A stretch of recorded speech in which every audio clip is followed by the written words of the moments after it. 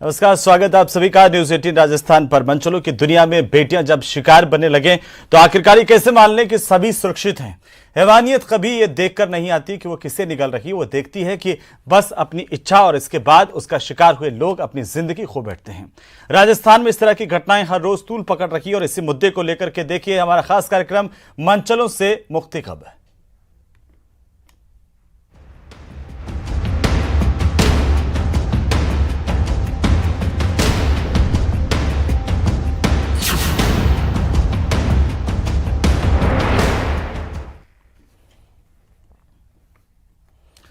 तो हाल ही में जयपुर के महारानी कॉलेज के बाहर एक मनचले की शर्मनाक हरकत सामने आई। इसे लेकर के कॉलेज छात्रों का गुस्सा फूट पड़ा।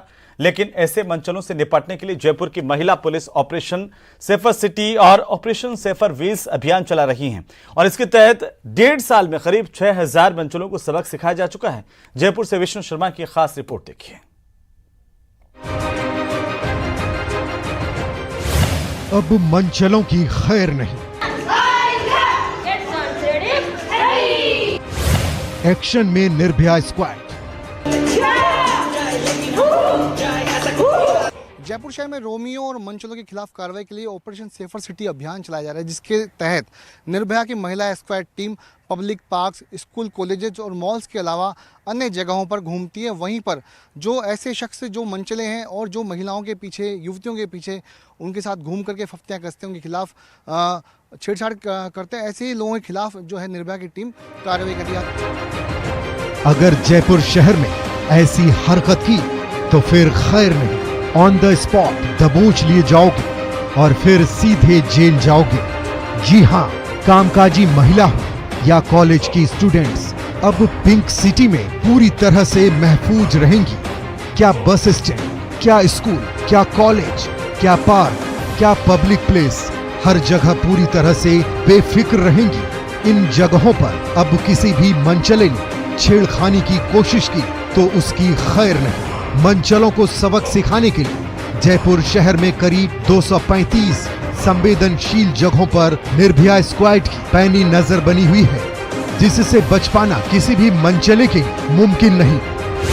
235 संवेदनशील जगहों पर निर्भया स्क्वाड की नजर। मंचलों पर कार्रवाई की शुरुआत सुबह पब्लिक पार्क से होती है, दोपहर को स्कूल, कॉलेज, शाम से रात तक public park, bus stand, shopping mall और अन्य जगहों पर महिला पुलिस वर्दी और सिविल ड्रेस में गश्ती करती हैं। हमारे साथ मौजूद है सुनीता चौधरी, आप सब इंस्पेक्टर हैं और निर्भया स्क्वाड की कंट्रोलिंग का जो काम है वो देखती हैं, और हम उनसे बातचीत करेंगे कि निर्भया स्क्वाड की टीम मंचलों के खिलाफ कैसे कार्रवाई करती है, कैसे इस टीम की मॉनिटरिंग की जाती है। मैम, ये बहुत इम्पोर्टेंट काम टास्क आपके पास में, किस तरह से कार्रवाई होती है? सर, हमने जो है सिविल टीम बना रखी है, वो 16 टीम हमने बना रखी है और उनको डिस्ट्रिक्ट वाइज डिवाइड कर रखा है। हर टीम में जो है 2-2 गर्ल्स हैं और उनके साथ में हमने वैसे बॉयज़ भी नॉमिनेट कर रखे हैं, ताकि इन केस कोई इस तरह का कोई अपराधी है जिनको गर्ल्स पकड़ ले लेकिन वो छुड़ाने की कंडीशन में है तो उनको जो है सेकेंड उनकी तरफ से हेल्प मिल सके। और दूसरा सर, हमारे पास जो नीली वर्दी में जो टीम रहती है वो सुबह 7 बजे से लेके और 2 बजे तक और 2 बजे से लेके 9 बजे तक कंटिन्यूसली जो है जयपुर कमिश्नरेट के 235 जो पॉइंट्स हमने बना रखे हैं वहाँ पे कंटिन्यूसली गश्त करती हैं। इस कार्रवाई के दौरान अगर किसी मंचले ने हिमाकत दिखाई तो सीधा केस दर्ज कर सलाखों के पीछे धकेल दिया जाता है। पिछले 1.5 साल में निर्भया स्क्वाड ने 5900 से ज्यादा मंचलों को पकड़ा है। क्या आप किस तरह से कार्रवाई करती है मंचलों के खिलाफ? सर, यहाँ हम ऐसे वॉक करते रहते पूरे में, देखते हैं कोई भाई नाबालिग लड़का लड़की आ गए हो, उनसे पूछते हैं, फिर अगर नाबालिग है तो उनके घर वालों को बुलाते हैं, फिर थाने में ले जाते हैं, बात करते हैं भाई कैसे आए हो आप, क्या है, फिर उनको बताते हैं भाई कोई इंसिडेंट हो जाएगी, ऐसे नहीं आते, घर वालों को बताते, फिर समझाइश करके भेज देते हैं घर वालों के साथ। कोई ऐसा किस्सा याद है कि आपने किसी को मंचले को पकड़ा हो और उसके खिलाफ पुलिस ने कार्रवाई की हो?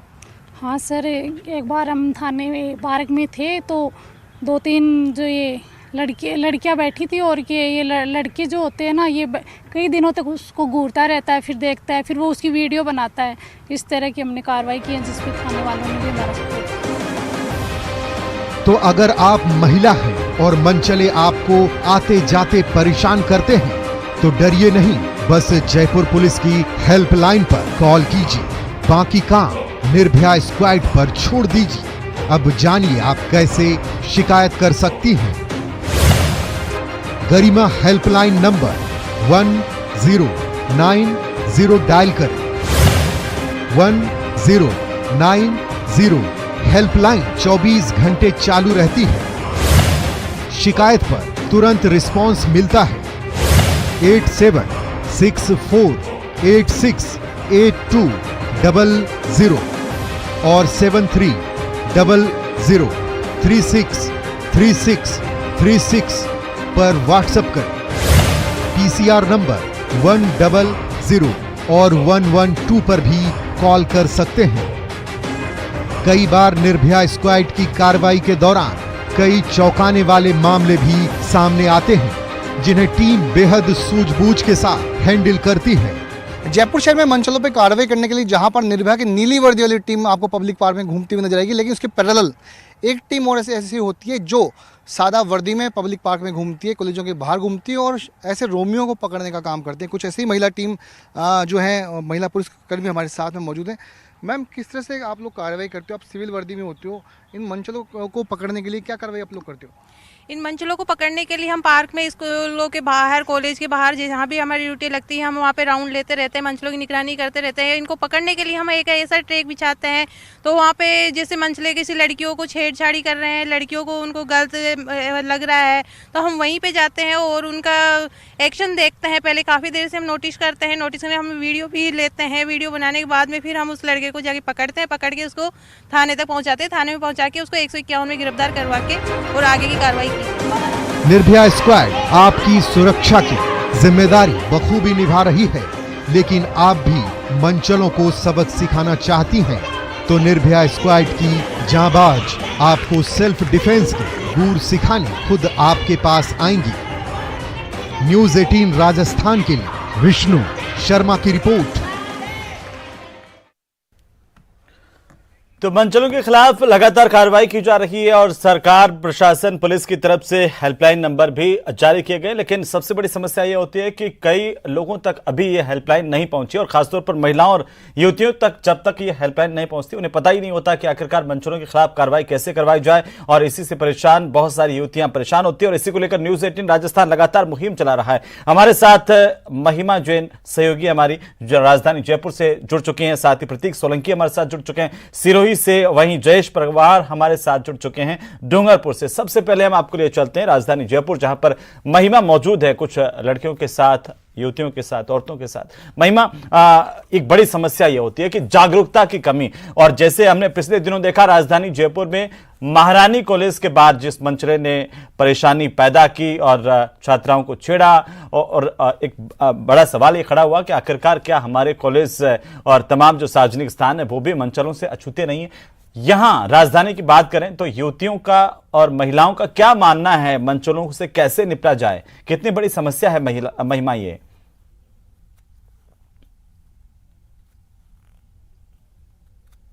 ट्रेन, सड़क, गली मोहल्ला, स्कूल या फिर ऑफिस हो, हर जगह महिलाओं को ईव टीजिंग, छेड़छाड़ की परेशानियां रोजमर्रा की लाइफ में जो है सहन करनी पड़ रही है। वहीं प्रदेश की महिलाएं मेरे साथ मौजूद है, राजधानी जयपुर में महिलाएं मेरे साथ इस वक्त जुड़ी हुई है, जिनसे हम बातचीत करेंगे कि आखिर ऐसी घटनाओं से वो किस हद तक परेशान है, किन घटनाओं का उन्हें डेली लाइफ में जो है सामना करना पड़ रहा है। मैम बताएं।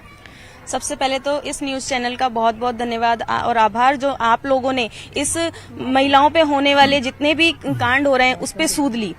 मैं ये कहना चाहूंगी कि चाहे किसी भी महिलाओं पे होने वाले जो अत्याचार हैं उस पे चाहे जन्म लेने वाली बच्ची से लेकर के और वृद्ध महिला तक सुरक्षित नहीं है, उसका क्या कारण है। दूसरी तरफ अभी देखा जाए तो महारानी कॉलेज में जो अभी कांड हुआ उसकी किसी ने वो पुलिस में गई, वहां उनकी कोई सुनवाई नहीं हुई।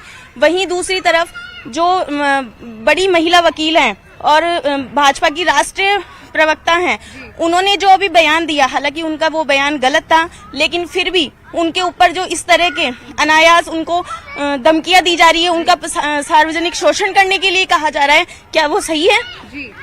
मैं इस चैनल के माध्यम से मैं सरकार को और पुलिस प्रशासन को कहना चाहूंगी कि इस तरह के जो अन्य समुदाय के जो लोग हैं वो जो ये कांड कर रहे हैं उनके खिलाफ एक ठोस कदम उठाया जाए। उनके लिए एक ऐसा प्रशासन, ऐसा कानून लाया जाए कि हमारी लड़कियों को, हमारी बच्चियों को सुरक्षित फील करवा सके। देखिए, वही कॉलेज की बच्चियां भी मेरे साथ इस वक्त मौजूद है, जिनसे हम जानेंगे कि क्या ऐसी घटनाएं होने के बाद कॉलेज की प्रशासन की तरफ से क्या सख्त कदम उठाए जाते हैं, क्या कहकर आपको जो है सबूत दिए जाते हैं, या फिर क्या कहकर आपको जो है भेजा जाता है। अगर हम कॉलेज प्रशासन की या पुलिस की बात करें तो वहाँ पे बात करने के तरीके बिल्कुल बदल जाते हैं। पहली बात तो ये कि कोई भी इंसिडेंट होता है तो हमने इग्नोर करना सीख लिया है बचपन से, क्योंकि ये चीजें आज ही नहीं हमारे से बचपन से होती हुई आ रही है। पहली चीज तो इग्नोर करते हैं। सेकेंडली, अगर कुछ लेवल हाई हो जाता है प्रशासन को बताते हैं तो उनको लगता है कहीं ना कहीं उनकी बदनामी होगी। अगर हम कॉलेज के प्रशासन को बताएंगे, पुलिस वालों के पास जाते हैं तो उनके बात करने के टोन से हम इतना घबरा जाते हैं, एक मेंटली डिप्रेशन रहता है। तो ये चीजें बहुत ज्यादा ही आजकल बढ़ के आ रही है।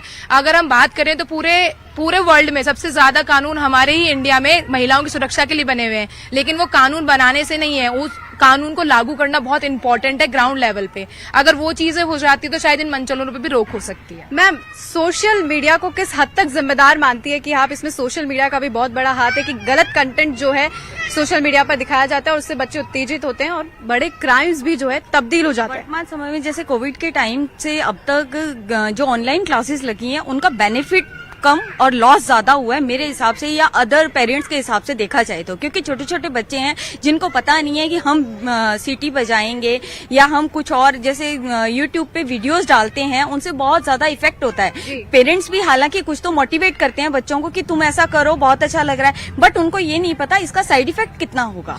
वो बच्चों को एक तरह से अग्रेसिव कर रहा है कि तुम गलत काम करो। तो इन सब वीडियोस पर एक तरह से बैन होना चाहिए। कुछ अब्यूजिंग मतलब गाली गलौज वाली वीडियोस जो डाल रहे हैं उन पे बैन होना जरूरी है। अगर हम वहीं देखें, यहाँ पर 9th 8th क्लास की बच्चियां मेरे साथ मौजूद है जो कोचिंग जाती है, स्कूल जाती है। उन्हें बाहर निकलने के बाद क्या कुछ फेस करना पड़ता है, क्या आपसे छेड़छाड़ की जाती है, आंख मारी जाती है या सीटी मारी जाती है, किस तरह का जो है आपको डेली लाइफ में मेंटल प्रेशर कितना होता है और कैसे आप इससे डील कर पा रही है। हमारे साथ ये डेली होता है। हम स्कूल जाते हैं, कॉलेज जाते हैं और आजकल कई लड़कियां जॉब पर भी जा रही है। हमें बहुत कुछ फेस करना पड़ता है बाहर जाके, बट ये है कि हम किसी को कुछ बोल नहीं सकते, क्योंकि आजकल के टाइम ऐसे चल रहा है अगर किसी को कुछ बोलते हैं तो वो इस चीज का गलत मतलब निकालते हैं और वो कुछ भी गलत कर सकते हैं लड़कियों के साथ आगे जाके। बिल्कुल महिमा, आप बने रहिए हमारे साथ। मैं फिर से आपका रुख करूंगा और लगातार हम जानने की कोशिश करेंगे कि आखिर राजधानी की महिलाएं, राजधानी की छात्र छात्राएं इस ई टीचिंग पर क्या सोचते हैं, कैसे इस पर लगाम लगाई जा सके। अभी फिलहाल हम लिए चलते हैं सिरोही, जहां पर हमारे सहयोगी प्रतीक सोलंकी मौजूद हैं।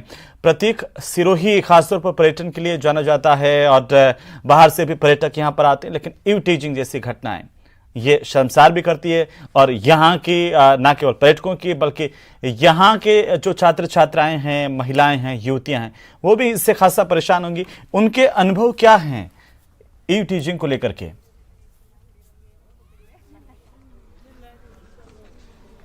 जी बिल्कुल हेमंत, बताना चाहूंगा कि यहाँ पर देखा जाए तो लगातार जो है सिरोही में मंचले जो है अपनी दबंगाई से लड़कियों को स्कूल जाने के टाइम, कॉलेज जाने के टाइम, कोचिंग जाने के टाइम में उनको छेड़ते रहते हैं और गलत कमेंट पास करते रहते हैं। वो ही ग्राउंड जीरो में आकर महिलाओं के साथ यूथ में जुड़े हमारे साथ में। आप बताएं, आप कॉलेज जाती हैं तो कितना सिक्योर फील करती है? सबसे पहले अब सिक्योरिटी की बात तो हम जान नहीं सकते कि आजकल आए दिन हम देखते हैं कि लड़कियां जा रही है तो लड़के का ग्रुप खड़ा है तो वो छेड़छाड़ करते हैं, फिर वो कॉलेज के लिए हो, स्कूल के लिए हो, ऑफिस के लिए हो या नॉर्मली मार्केट जा रही हो। ये चीज है ना, एक तरह से हमारा डेली लाइफ का रूटीन पार्ट बन गया है कि हम कहीं से जा रहे हैं ना तो हम पे कमेंटिंग होगी, हमारे साथ छेड़खानी होगी। वैसे कहा जाता है कि औरतों को वरदान होता है जन्म देने का, पर अब हमको ये लग रहा है ना कि औरत होना हमारे लिए एक श्राप बन चुका है। क्यों? क्योंकि आज के दिन पे जो देखा जाता है ना तो सारी गलत चीजें औरतों के साथ में होती है। अगर हम पे कोई कमेंटिंग भी करा और हम घर जाके बता रहे तो हमारे पेरेंट्स हमको बोलेंगे कि तुम रास्ता बदल दो या फिर हमारी फ्रीडम को खत्म कर दिया जाएगा कि तुम लोग घर से बाहर निकलो ही मत, तो तुम पे कोई कमेंट करेगा ही नहीं। ये हमारे साथ ही क्यों होता है? ये उनके पेरेंट्स उनको क्यों नहीं समझाते कि अगर कोई लड़की जा रही है और अगर वो तुम्हारी तरफ से सिक्योर फील नहीं करे तो तुम एक मर्द कहलाने के लायक नहीं हो। ये उनको क्यों नहीं सिखाया जाता है? हमेशा लड़कियों पे ही सवाल क्यों उठाए जाते हैं? हमेशा लड़कियों को ही क्यों सहना पड़ता है हर चीज को? ये हेमंत, साफ तौर से लड़की का ये कहना है कि कहीं ना कहीं देखा जाए तो लड़कियां इस शर्मिंदगी का जो है सामना करना पड़ रहा है। कहीं अपनी बात जो है, छेड़छाड़ी की बात जो अपने घर वालों पर भी नहीं कह पाती और कहीं ना कहीं शर्मिंदगी के कारण जो है उन मंचलों के हौसले बुलंद हो जाते हैं। हमारे साथ में कुछ और महिला भी जुड़ी हुई है। आप बताएं, आप अपनी बेटी को अगर बाहर पढ़ना भेजना चाहते हैं तो भेज रहे हो कि नहीं भेज रहे हो? कितनी सिक्योर आपकी बेटी? हमारी बेटी बाहर जाके सिक्योर नहीं है। अगर उसके बाद भी सिक्योर नहीं है, हम आगे कोई पुलिस प्रशासन वगैरह में जाते हैं तो उसमें भी हमारे परिवार की बदनामी उसको हिसाब रहती है। और उसके अगर आपका रेपुटेशन मजबूती है तो आपकी पहुंच आगे तक होगी, नहीं कि आपकी कोई सुनवाई नहीं होगी और बेइज्जती करवा के अपन घर बैठते हैं। फिर आखिर में क्या होता है, अपन लड़की को घर बिठाते हैं, उसकी मतलब जो फ्रीडम है, उसकी जो योग्यता है वो जीरो के बराबर हो जाती है। तो क्या सिरोही में ये देखा जाए कि कहीं ना कहीं महिलाएं सुरक्षित नहीं है? कई जगह हुआ, मासूम बच्चियों के साथ रैप होकर उसको सुसाइड कर दिया। और अपना कानून इतना स्ट्रांग नहीं है कि तुरंत शॉर्ट टाइम में उसके एक्शन लेके उनके खिलाफ कार्रवाई हो, तो कोई दूसरा कोई ऐसा करने से सोचे। बहुत 5-5, 6-6 बच्चियों के साथ रैप होकर उनकी हत्या कर दी गई, बाकी उसका आज दिन तक कुछ नहीं हुआ। यानी कि साफ तौर से देखा जाए कि सिरोही में भी जो है बच्चियां सिक्योर नहीं है, महिलाएं अपनी रास्ता बता रही हैं। मैं वापस लौटता हूं आपके पास में, आप बने रहिए हमारे साथ में। और इस वक्त जयेश पंवार हमारे साथ हैं डूंगरपुर से। वैसे तो आदिवासी इलाका माना जाता है, लेकिन क्या जयेश बड़े शहरों के जैसे डूंगरपुर जिला मुख्यालय हुआ या डूंगरपुर जिले में भी ईव टीजिंग, या जिसे हम हिंदी में कहें कि छात्राओं के साथ, युवतियों के साथ, महिलाओं के साथ छेड़छाड़ जैसी घटनाएं होती हैं? जी बिल्कुल हेमंत, मैं बताना चाहूँगा, राजनीतिक पार्टियां जब भी चुनाव आते हैं तब महिलाओं को बराबरी का दर्जा देने और उन्हें सुरक्षा देने का वादा करती है, लेकिन जिस प्रकार के प्रदेश में महिला उत्पीड़न के आंकड़े आ रहे हैं उससे राजनीतिक पार्टियों के दावे खोखले साबित हो रहे हैं। डूंगरपुर जिले में महिलाओं की और लड़कियों की क्या स्थिति है, उनके साथ किस प्रकार की घटनाएं होती है, जानने के लिए आज हमारे पास कुछ लड़कियां हैं, कुछ महिलाएं हैं, उनसे बात करके जानेंगे कि उनके साथ क्या स्थिति सामने आ रही है। शुभ नाम बताएं आपका? मेरा नाम हिमानी कुमार झाला है और मैं फर्स्ट। किस प्रकार की तकलीफें आ रही हैं आपको? ये हम कॉलेज जा रहे हैं तो यानी पीछे से लड़के आते हैं, जैसे छेड़ के चले जाते, कट मारते हैं। उसी प्रकार से कॉलेज में देखा जाए तो फर्स्ट ईयर की, मैं वैसे फर्स्ट ईयर की स्टूडेंट हूँ, पर ऐसा होता है कि फर्स्ट ईयर के स्टूडेंट के साथ रैगिंग होती है कॉलेज में वगैरह वगैरह। जैसे सर को देख लिया जाए तो यूँ लड़कियाँ जैसे कमज़ोर है तो उनको यानी पूछ भी करके चले जाए, यानी रैगिंग हो जाती है, जिसके साथ रेप हो जाते हैं ऐसे वगैरह। घर से फिर यानी घर पे बताने चाहते तो घर पे यानी मानते ही नहीं है, जैसे लड़कियों पे पूरा यूँ दबाव डाल देते हैं। बिल्कुल, लड़कियों पे दबाव करने की, माँ बाप का दबाव लड़कियों पे आता है, उसे ये बात बता रही है। हमारे साथ कुछ और भी लड़कियां हैं। क्या पुलिस में आप कभी शिकायत करती हैं, आपके साथ ऐसी घटना होती है? हाँ, मैं बिल्कुल शिकायत करती हूँ और पुलिस तुरंत इसका जवाब देती है और तुरंत ही कार्रवाई होती है इन सब पे। पर थोड़े जो लड़कों के पेरेंट्स होते हैं उनको भी ध्यान देना चाहिए कि बेटों को सिखाए कि लड़कियों का सम्मान करे, और थोड़ा लड़कियों के भी पेरेंट्स को ऐसा होना चाहिए कि हम लड़कियों को बोल्ड बनाए, कि सामने से लड़कियों को यूँ सिखाए कि अगर कोई कुछ बोलता है तो सामने जवाब दो, उनको सुनो मत। आप लोग थोड़ा स्ट्रांग बनाना चाहिए, गर्ल्स को भी और बॉयज़ को भी थोड़ा यूँ समझना चाहिए कि लड़कियों को नहीं छेड़ना चाहिए रास्ते चलते, अच्छा थोड़ी लगता है ऐसी हरकतें। ईव टीजिंग यानी कि घूरना, ये भी एक बड़ी समस्या है, और मोबाइल को लेकर के भी आपके क्या विचार है? सबसे पहले तो ये सोशल मीडिया में जो ऐसी वारदातें आती है, और जैसे कि लोग देखते हैं कि आए दिन कोई किसी की वीडियो वायरल हो जाती है लड़कियों की, या फिर कोई वीडियो बना के सोशल मीडिया पे डाल देता है, तो उस पर तो सबसे ज़्यादा पहले उसके ऊपर कार्रवाई करनी चाहिए, क्योंकि उससे लोगों की इमेज भी खराब होती है और लोगों को, मतलब लड़कियों को ऐसे प्रेशर आ जाता है कि उनको सुसाइड करने पे मजबूर होना पड़ता है। तो बस इस पर थोड़ा ज़्यादा ध्यान दें लड़कियाँ।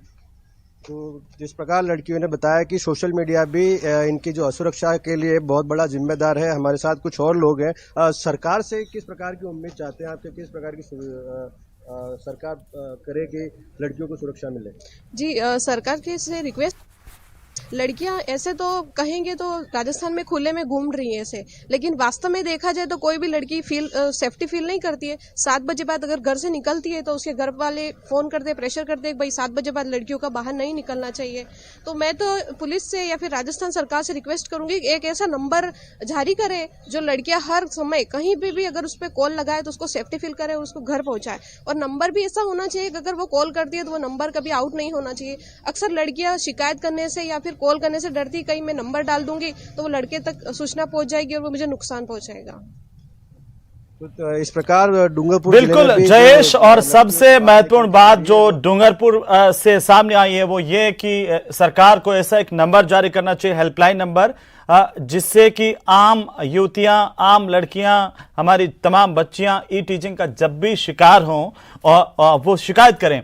तो ये हम तमाम दर्शकों को बताना चाहते हैं कि प्रशासन की ओर से 1090 गरिमा सेवा के नाम से चलाई जा रही है, जिस पर आप कभी भी कॉल कर सकते हैं और इस तरह की घटनाओं को लेकर के अपनी रिपोर्ट दर्ज करवा सकते हैं। राजस्थान पुलिस आपकी सेवा में हमेशा तत्पर इस हेल्पलाइन पर मिलेगी और साथ ही साथ ऐसे मंचलों के खिलाफ कार्रवाई भी होगी। तो जरूरत सबसे पहले इस बात की है कि तमाम लोगों तक ये नंबर पहुंचे और हेल्पलाइन नंबर जगह जगह अलग अलग जिलों के जिला मुख्यालयों पर एसपी की ओर से भी जारी किए जा रहे हैं। एक टीम बनाई जा रही है जिससे इस मामलों को देखा जा सके, त्वरित इन पर एक्शन हो सके। एक बार फिर से हम आपको ले चलते हैं राजधानी जयपुर। महिमा जैन हमारे साथ लगातार बनी हुई। महिमा, हमने बात की कि ये समस्या बहुत बड़ी है और ये सिर्फ एक जगह की समस्या नहीं है, सभी इलाकों की, चाहे वो आदिवासी इलाके हों, बड़े शहर हो, छोटे गांव हो, सब जगह इस तरह की मानसिकता मिलती है मंचलों की और इन पर कार्रवाई होना बेहद जरूरी है। हम चाहते हैं कि अब आप इस पर राय लें महिलाओं की, युवतियों की, कि आखिरकार ऐसे मंचलों पर लगाम कैसे लग पाए, क्योंकि कानून तो बने हुए हैं, उसके बावजूद देखिए कि छेड़छाड़ की घटनाएं तो होती हैं, तो लगाम कैसे लगे, क्या सोचती हैं वे? जी, घटनाएं दिन प्रतिदिन हो रही है, डेली लाइफ में आपको कुछ ना कुछ फेस करना पड़ रहा है। ऐसे में कानून से आप क्या मदद मांगना चाहेगी, किस तरह का कानून आपको चाहिए, कितना स्ट्रिक्ट कानून आप मांगना चाहेगी जिससे आपकी जो डेली की परेशानी है वो खत्म हो सके? देखिए, महिलाएं जो असुरक्षा के जो मामले हैं वो दिन प्रतिदिन बढ़ते जा रहे हैं। ऐसे के अंदर आप चाहे बस में देख लो, ट्रेन में देख लो, चाहे आप कहीं पर भी देख लो, पार्क में देख लो, तो महिलाओं के साथ में बहुत अन्याय हो रहा है। और कानून तो बहुत बड़ा है भारत का, ऐसा नहीं है, भारत का बहुत बड़ा और लिखित कानून है विश्व के अंतर्गत, लेकिन वह कानून धरातल के ऊपर कब आएगा, बात यह है। और दोषियों के प्रति जो सख्त से बिल्कुल महिमा, कानून का एग्जीक्यूशन नहीं हो पा रहा है, सबसे बड़ी समस्या यह है। पुलिस प्रशासन, सरकारों को इस पर ध्यान देने की बेहद जरूरत है। कानून है लेकिन कानून का इंप्लीमेंटेशन कैसे हो, आखिरकार इस पर भी ध्यान देने की जरूरत है और ऐसे अगर मंचले आते हैं तो उन पर कड़ी कार्रवाई होनी चाहिए।